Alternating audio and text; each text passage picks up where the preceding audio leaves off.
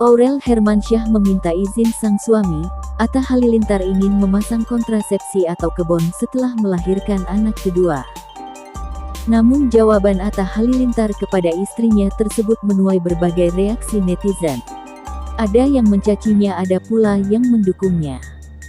Ibu Aminah Nur Atta itu tak ingin lagi mengalami kehamilan tanpa perencanaan seperti yang dijalaninya saat ini. Keinginan tersebut diutarakan Aurel seperti dikutip dari tayangan YouTube miliknya. Reaksi Atta pun menjadi sorotan. Menantu Anang Hermansyah itu terlihat menyerahkan semua keputusan kepada sang istri. Tapi ia buru-buru menjelaskan, jika permintaan izin untuk program kebon itu masih harus dipikirkan matang-matang. Salah satu pertimbangan Atta adalah hukum Islam terkait program kebon. Ia mengaku akan bertanya kepada ustaz terlebih dahulu. Pasalnya belum berencana mencari adik Aminah Hana Nur Atta, putri sulung Krisdayanti dan Anang Hermansyah kembali hamil anak kedua. Namun menantu Ashanti tetap bersyukur telah diberikan rezeki berupa kehamilan Aurel Hermansyah yang kedua. Mengetahui Aurel Hermansyah hamil lagi, para orang tua Aurel Hermansyah sangat bahagia. Krisdayanti, Anang Hermansyah pun buka suara terkait kehamilan sang putri yang begitu cepat. Suami Ashanti Anang Hermansyah yang berada di sebelah Atta Halilintar saat itu mengatakan bahwa anak dan menantunya itu kebobolan sehingga muncul calon anak kedua. "Gak, program ini mah natural aja," kata Atta Halilintar di kawasan Kemang, Jakarta Selatan. "Ini mah kebobolan namanya, timpal Anang."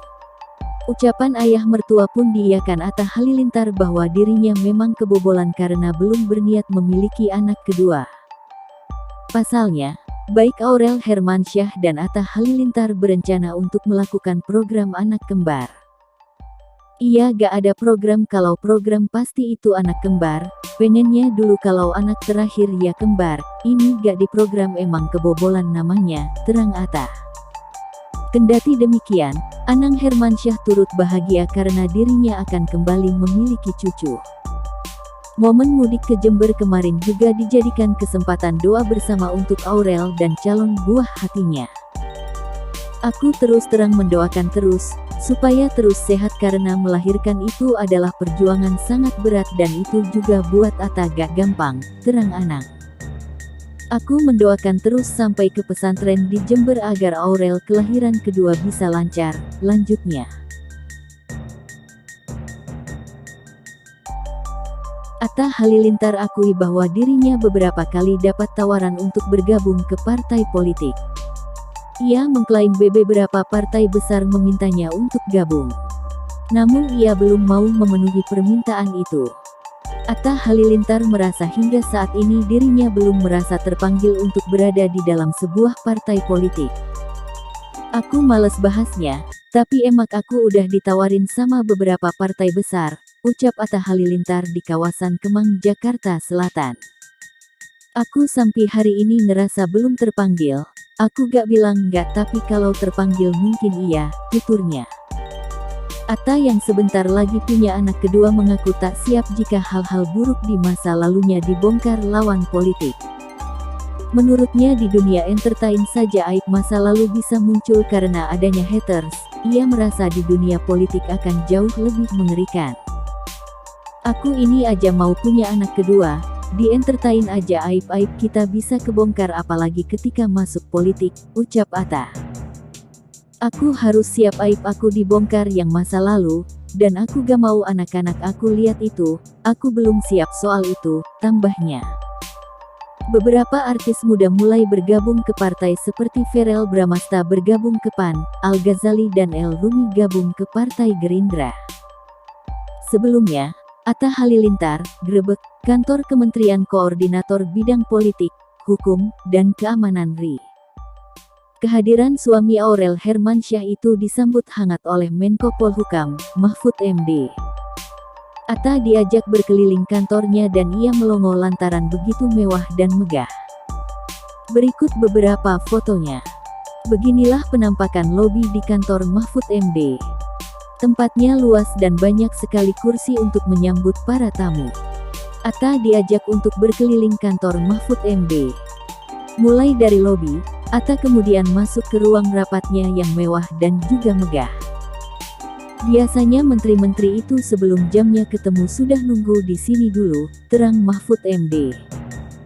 Salah satu ruangan yang menarik perhatian karena ada dua foto Presiden pertama Republik Indonesia, Ir. Soekarno berukuran besar. Bernama ruangan Yudhistira, ini merupakan tempat untuk menyapa para tamu khusus untuk Mahfud MD. Ruangannya besar dengan sofa-sofa nan nyaman. Terakhir nih guys, kita masuk ke ruangan spesial, papar Atta saat diajak masuk ke ruang kerja Mahfud. Mahfud juga memiliki ruangan rapat yang anti sadap. Ruangan tersebut kerap digunakan oleh Mahfud bila ada pembicara khusus dan penting. Kalau ada tamu-tamu spontan tidak pakai janji, agendanya apa, saya biasanya terima di sini. Diskusi-diskusi apa yang mau dibicarakan, jelas Mahfud MD. Gen Halilintar diketahui sering mendapatkan kritikan netizen. Terlebih karena gaya hidup keluarga Atta Halilintar itu yang disebut terlalu pamer kemewahan. Sering ngonten di mana saja, kelakuan Gen Halilintar kembali mencuri perhatian. Terlebih karena mereka tak peduli jika orang-orang sekitar memperhatikan.